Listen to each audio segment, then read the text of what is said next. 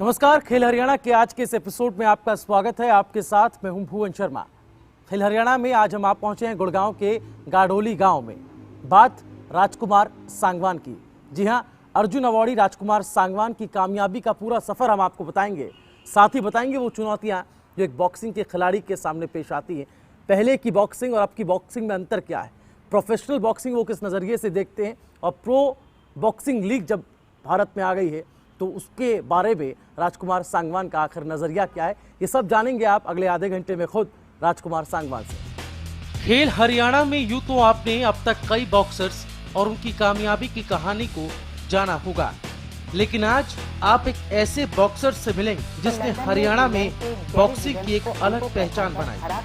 एक ऐसे दौर में जब ना तो बॉक्सिंग को ज्यादा लोग जानते थे और ना ही इस खेल में आज जितना पैसा और शोहरत था, तो सिर्फ जुनून और जज्बा बॉक्सिंग में हरियाणा की पहचान बनाने का और विदेशी सरजमी में भारत का नाम रोशन करने का।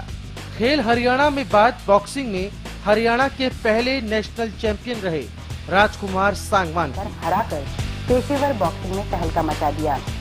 अर्जुन अवॉर्डी राजकुमार सांगवान की कामयाबी का सफर क्या रहा, खुद राजकुमार सांगवान से हम बात करेंगे और ये भी जानेंगे कि आखिर बॉक्सिंग के क्षेत्र में उन्होंने जिन चुनौतियों का सामना किया, क्या आज के वो प्लेयर्स उन चुनौतियों का सामना कर रहे हैं या फिर कुछ नई चुनौतियां अब उनके सामने आ गई।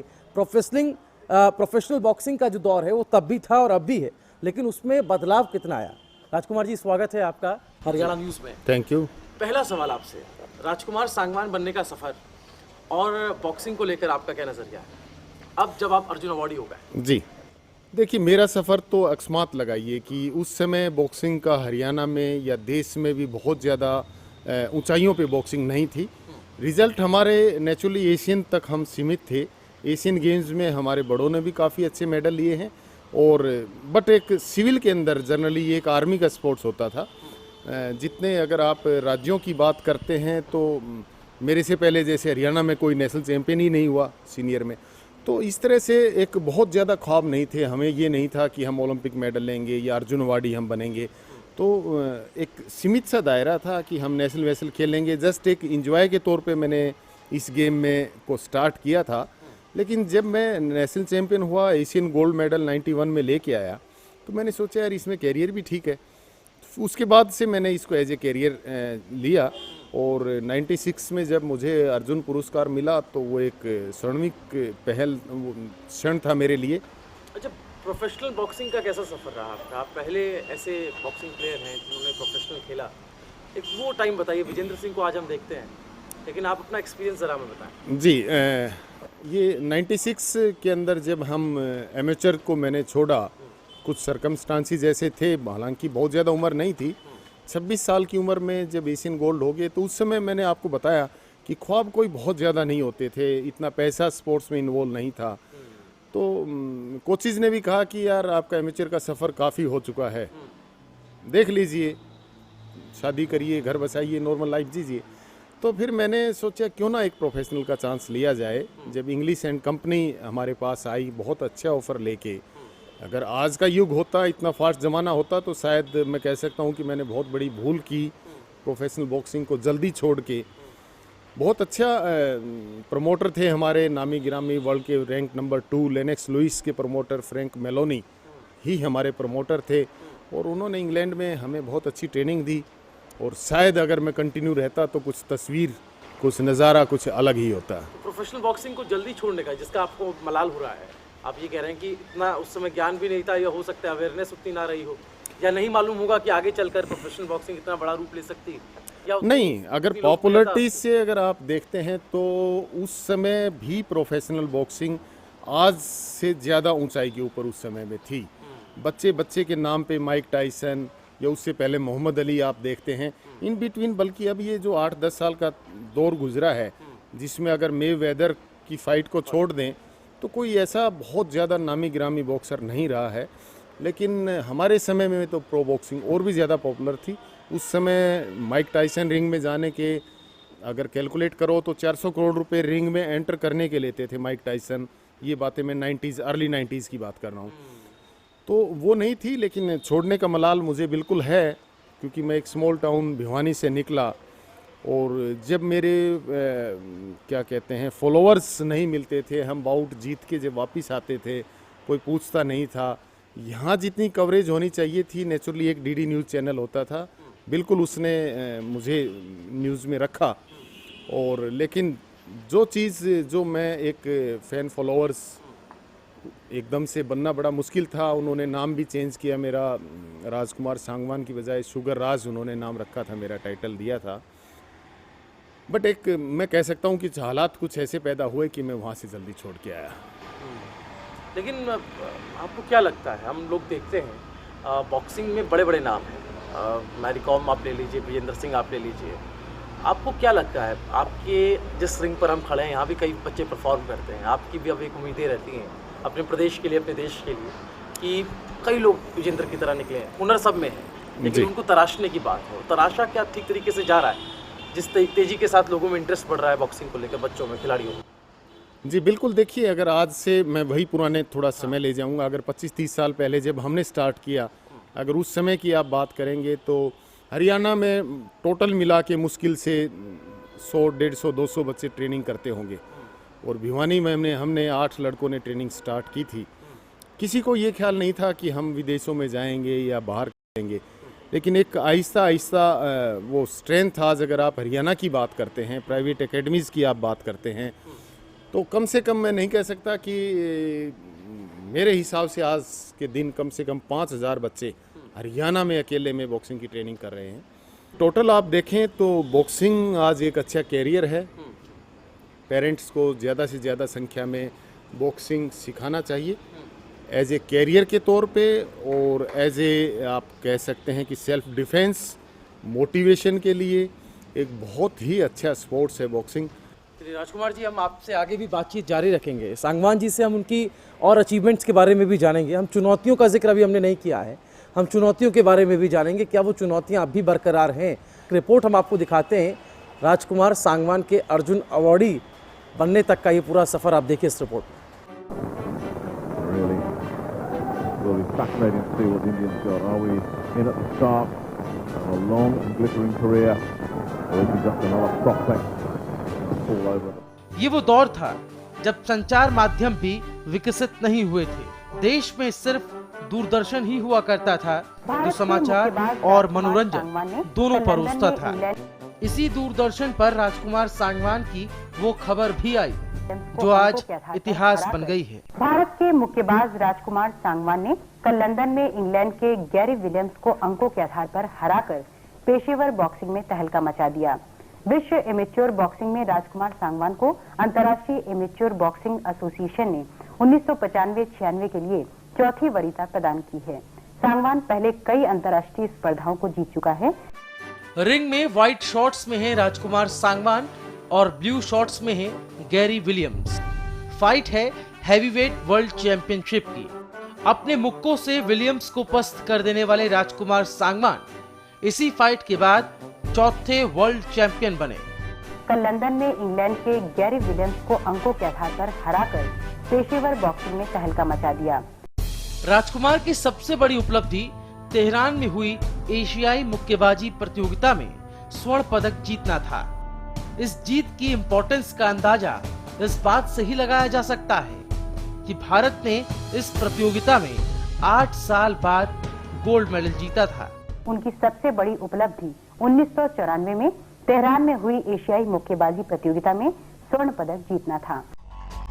कामयाबी के सफर की दास्तां बड़ी दिलचस्प है और उतनी ही दिलचस्प है वो चुनौतियां जो राजकुमार सांगवान से शुगर राजकुमार बनने के बीच आई। तो एशिया में 2 बार गोल्ड मेडल जीत चुके और वर्ल्ड रैंकिंग में चौथे नंबर पर है राजकुमार सांगवान की कहानी आज हम आपको बता रहे हैं और कामयाबी के सफ़र को आप जान भी रहे हैं। लेकिन वो चुनौतियां क्या रहीं जो राजकुमार सांगवान को फेस करनी पड़ी, क्या वो चुनौतियां अब भी हैं? और अब चूंकि वो बॉक्सिंग को लेकर अब एक गुरु की भूमिका में आ गए हैं, अब वो दूसरे बच्चों को तैयार कर रहे हैं, एक नई पौध तैयार कर रहे हैं, तो उनका एक्सपीरियंस इस बाबत क्या है? राजकुमार जी ये बताएं, चैलेंजेस बॉक्सिंग में क्या रहे जब आपने बॉक्सिंग शुरू किया या आप इंटरनेशनल खेला शुरू कर? जी इंटरनेशनल लेवल पे तो बहुत ज़्यादा चैलेंज नहीं रहे। कोई अच्छा स्टेडियम शायद मैं कमी महसूस करता हूँ कि आज NIS पटियाला में AC वेसी हॉल बन गए हैं, लेकिन कोई पर्टिकुलर स्टेडियम आज तक भारत सरकार ने या हरियाणा सरकार किसी भी स्टेट ने कोई बॉक्सिंग का स्टेडियम नहीं है, कोई ऐसा वेन्यू नहीं है जहाँ पे आप जाके जर्नली बच्चे ट्रेनिंग ले सकें या इंटरनेशनल टीम आके वहाँ पे रहें और वहाँ ट्रेनिंग कर सकें, जो आप यूरोप में और ज़्यादा विकसित देशों के अंदर जो आप देखते हैं।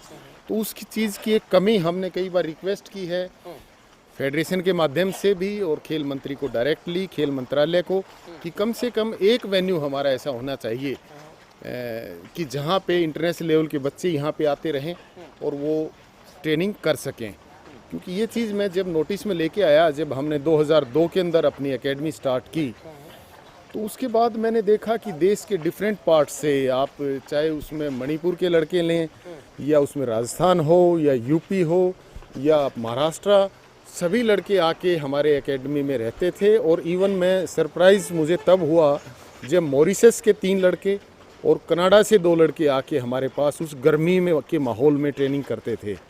अगर उन बच्चों को यहाँ फैसिलिटीज़ पूरी प्रॉपर मिले और कोई एक ऐसी जगह हो कि जहाँ पे इंटरनेशनल लेवल की सुविधाएं प्रदान हों हमारे बॉक्सर्स को, तो मैं कह सकता हूँ ये एक हब, अकेला टूरिस्ट हब नहीं, एक स्पोर्ट्स का भी हब बन सकता है, जिसमें हमारी नेशनल टीम प्रैक्टिस करती है और हमारे जितने इंटरनेशनल अच्छे बच्चे आके जो डिफरेंट कंट्रीज़ से आएंगे और वो सारे आके यहाँ ट्रेनिंग कर सकते हैं। तो एक रेवेन्यू पॉइंट ऑफ व्यू से भी वो ज़्यादा अच्छी स्कीम है। वो चुनौतियां जिनका सामना राजकुमार ने अपने दौर में किया, लेकिन कुछ चुनौती ऐसी है जो आज भी बॉक्सिंग के लिए बैरियर्स का काम कर रही हैं, जिनमें से एक है फेडरेशन का विवाद। अब मैं आपके गुरु वाली भूमिका में आऊँ, उससे पहले मैं आपसे फेडरेशन को लेकर कुछ पूछना चाहता हूँ। बॉक्सिंग फेडरेशन हमेशा विवादों में रही है, आप उसको किस नज़रिए से देखते हैं? फेडरेशन की भूमिका कितनी महत्वपूर्ण होती है किसी भी स्पोर्ट्स के लिए? जी बिल्कुल, देखिए अगर फेडरेशन एक हमारी ऐसी एक मुख्य आप कह सकते हैं संरक्षक भूमिका फेडरेशन की रहती है। 2012 से पहले तक सब ठीक चल रहा था और उसी के नतीजन आप देखेंगे कि 2008 के अंदर विजेंद्र का मेडल आया एंड 2012 में मैरी कॉम ने भी मेडल जीता और बॉक्सिंग को जो हाइप मिली वो 2012 तक का आप देख सकते हैं। उसके बाद से मुझे कोई ऐसी मेजर अचीवमेंट बॉक्सर्स की हमारी आई भी नहीं है और अगर फेडरेशन ऐसी ही रहेगी तो मैं आगे के लिए उम्मीद भी कम कर सकता हूं कि ऐसे हमारे बॉक्सर्स का कसूर नहीं है, वो बहुत अच्छे हैं, अच्छे लेवल पे ट्रेनिंग कर रहे हैं, कुछ मजबूरियां हैं तो फेडरेशन की हैं। फेडरेशन को लेकर आपने कहा कि काफ़ी सारी दिक्कतें हैं और परफॉर्मेंस पर उसका असर दिख रहा है, हम लोग उतना अच्छा नहीं कर पा रहे हैं परफॉर्म, आप निराशा भी जाहिर कर रहे हैं, लेकिन सरकार फेडरेशन को लेकर कितनी कोशिशें कर रही है? फेडरेशन की गठन, देखिए ये एक ऑटोनमस बॉडी है। हाँ। फेडरेशन आईबा के अंडर आती है, इंटरनेशनल एमेच्योर बॉक्सिंग फेडरेशन, जो हर स्पोर्ट्स की होती हैं, वो सब फिर IOC के इंटरनेशनल ओलंपिक कमेटी के अंडर आती हैं। ओके, तो ये एक ऐसी कड़ियाँ हैं कि इसके अंदर सरकार क्या प्रधानमंत्री भी चाहें तो वो इसके बीच में कोई इसका रास्ता निकाल नहीं सकते। लेकिन अभी शायद कुछ कोशिश, क्योंकि सारी फंडिंग भारत के अंदर खेल मंत्रालय ही फंडिंग करता है, किसी फेडरेशन के पास इतने पैसे नहीं है एक्सेप्ट BCCI। अब BCCI का आप देख सकते हैं कि जब से डालमिया आए थे उन्होंने तस्वीर ही बदल दी थी। वो इतना पैसे वाला गेम और इतना मैं कह सकता हूँ कि डिसिप्लिन गेम हो गया था। तो ये सब चीज़ें तब होंगी जब आपके मुखिया जो होंगे, जो प्रेसिडेंट सेक्रेटरी हमारे फेडरेशन के होंगे, वो नीट क्लीन छवि के आदमी होंगे, उनका कोई एक विज़न होगा, ना कि अपना पॉपुलरिटी के लिए, अपने क्या कहूँ कि अपने छोटे छोटे स्वार्थ के लिए वो लोग जब तक लड़ना बंद नहीं करेंगे तो तब तक ये फेडरेशन का मामला ऐसे ही चलेगा। लेकिन खेल मंत्री ने आश्वस्त किया है कि उन्होंने मोस्टली स्टेट्स के सेक्रेटरी प्रेसिडेंट से बात की है और शायद हमें उम्मीद है, आज एक मेल भी हमें आई थी कि शायद आईबा नेक्स्ट ईयर जनवरी तक इलेक्शन करवाने के मूड में है। और हमारी तो इच्छा रहती है कि हमने भी आईबा से रिक्वेस्ट की थी कि एक पैनल जो हम स्पोर्ट्समैन का पैनल बना के हमने भेजा था आईबा के पास, कि हमें कंसीडर किया जाए कि हम भी हर देश के अंदर खिलाड़ी एक फेडरेशन का हिस्सा रहे हैं और हम इस काबिल हैं कि हम भी फेडरेशन में आ सकते हैं। हाँ। तो देखते हैं आईबा का क्या डिसीजन रहेगा, और जो फेडरेशन ये आप उनको बोल चुके हैं? ये बोल आप चुके मैसेज हैं, पहुंचा चुके और हम 3 यूनिट्स ने वहाँ पे अप्लाई किया था कि हम लोग एक जिम्मेवारी भारतीय बॉक्सिंग की उठा सकते हैं। उन तीनों में से एक हम भी थे। हैं? ये बहुत अच्छा इनिशिएटिव आपने लिया है। राजकुमार सांगवान से हम आगे भी बातचीत जारी रखेंगे। एक बहुत इंपॉर्टेंट बात जो फेडरेशन को लेकर हमेशा से रही है, उसमें उन्होंने कहीं ना कहीं अपना एक दायित्व पूरा किया है, अपना एक मैसेज उन्होंने कन्वे कर दिया है कि फेडरेशन को गठित किया जाए, उसको बहाल किया जाए, और उसको चलाना इसलिए भी सही है, ज़रूरी है, क्योंकि हम अपनी परफॉर्मेंस जो अच्छी हो रही है उसको और अच्छा कर पाए। एक छोटे से ब्रेक के लिए हम रुक रहे हैं, लेकिन ब्रेक के उस पार भी राजकुमार सांगवान से बातचीत जारी रहेगी।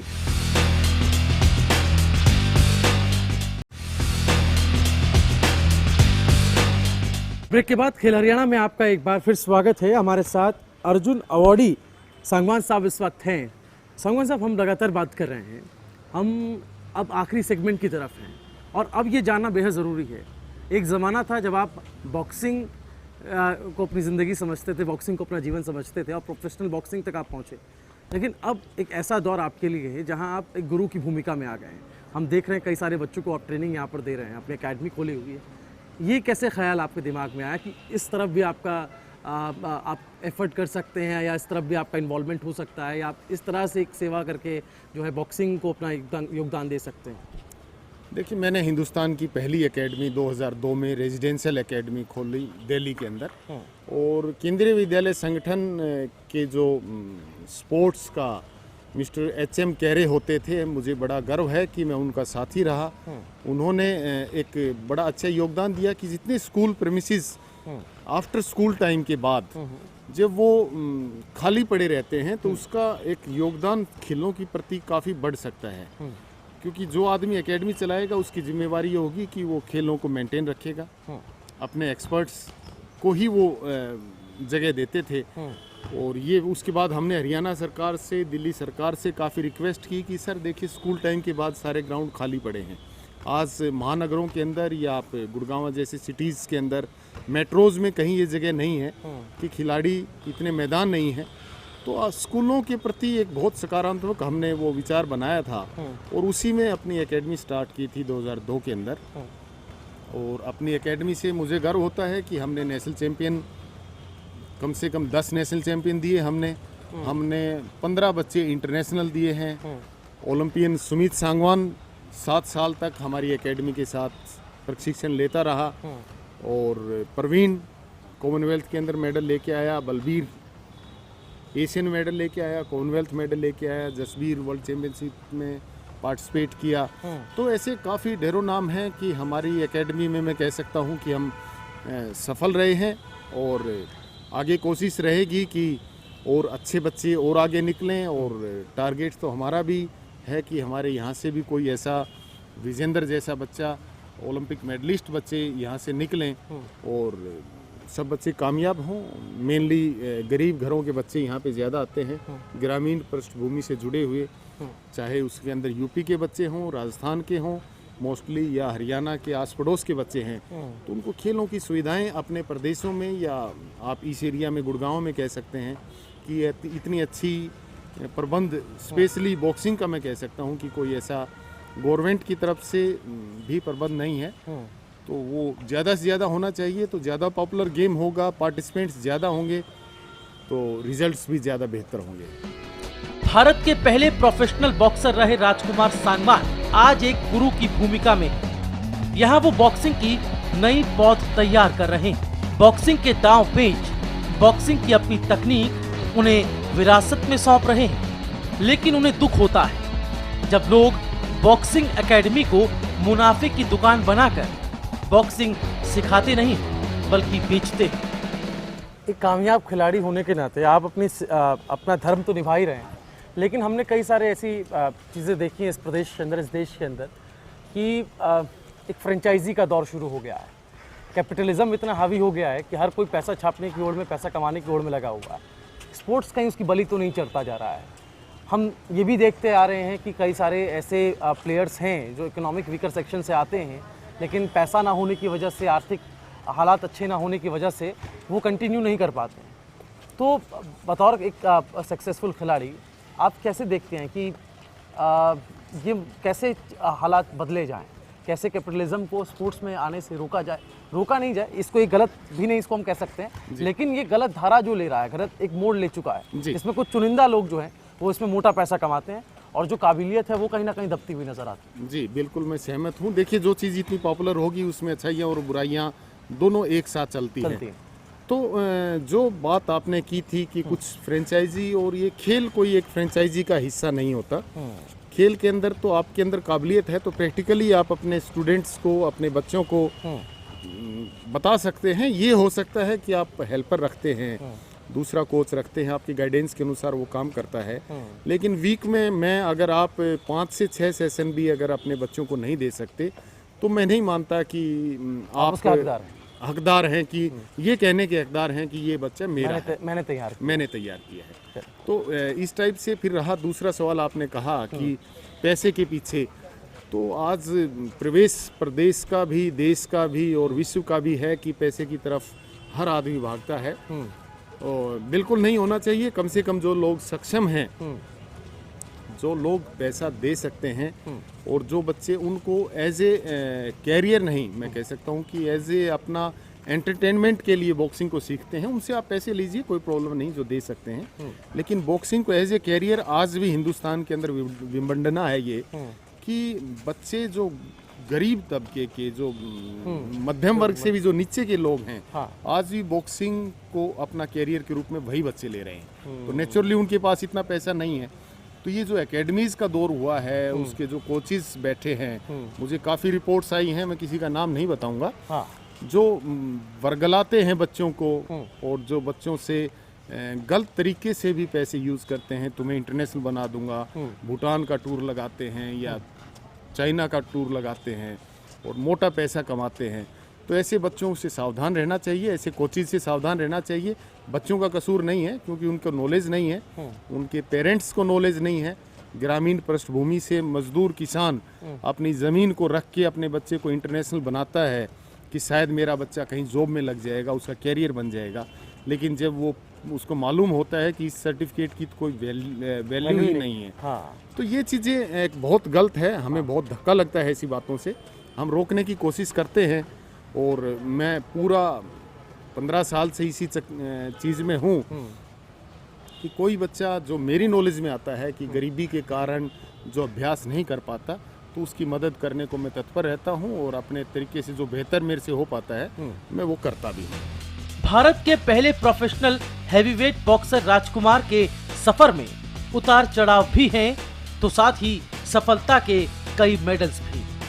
मिनी क्यूबा के इस राजकुमार के पास अनुभव की ऐसी पूंजी है जिसे वो आज अपनी एकेडमी के इन खिलाड़ियों में बांट रहे हैं, और शायद ये पूंजी कभी खत्म नहीं होगी। तो खेल हरियाणा में ये थी राजकुमार सांगवान की कामयाबी के सफर की पूरी दास्तां, जिसका मकसद था कि आप इस सफर को जान सकें और सफर में आई मुश्किलों को भी। ये जानना इसलिए भी बेहद जरूरी है क्योंकि बॉक्सिंग का वो स्तर जो राजकुमार सांगवान के ज़माने में था, वो स्तर कितना ऊंचा उठ पाया है या कितना नीचे जा पाया है, ये दर्शक इसका अंदाज़ा खुद ब खुद राजकुमार सांगवान की इस कामयाबी की कहानी को देखकर लगा सकें। फिलहाल खेल हरियाणा में मेरे साथ फिलहाल इतना ही। अगले हफ्ते फिर हाजिर होंगे खेल जगत की एक नई हस्ती के साथ। तब तक के लिए दीजिए इजाज़त। नमस्कार।